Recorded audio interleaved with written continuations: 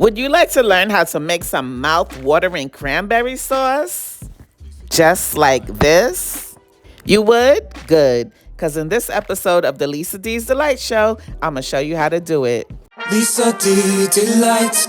Here are a few things that you will need, but your exact ingredient list and measurements and such will be in the description box below. Let's get started with a pan on medium heat and add in some butter and some cloves. Give it a stir so that the butter gets infused with the flavors of the cloves. But I would suggest using ground cloves because I'm going to have to fish out these cloves at the end. If you use ground, then you don't have to fish them out. Now let's add some pineapple juice as well as some fresh squeezed orange juice and a little orange zest. I like to add the orange zest because it gives it a nice flavorful citrus zing.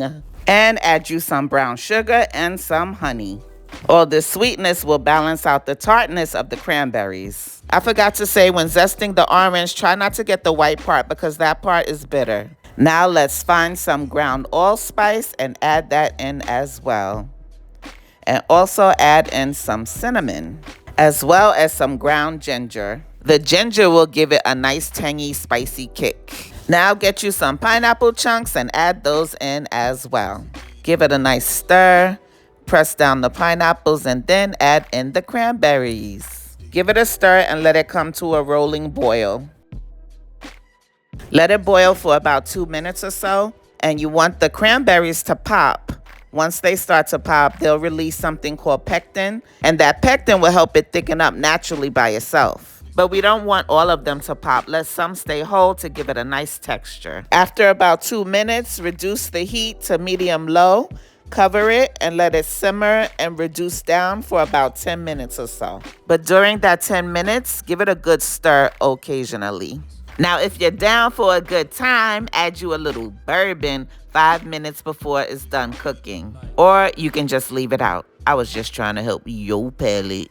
If you find that the liquid is evaporating faster than you would like, you can add more juice. I would actually do part water, part juice. Add some more and let it cook down to your desired consistency. But you want it to look gelatinous like this. But if it happens to be too thin, just let it cook longer and it'll thicken up. And once done, it'll look something like this.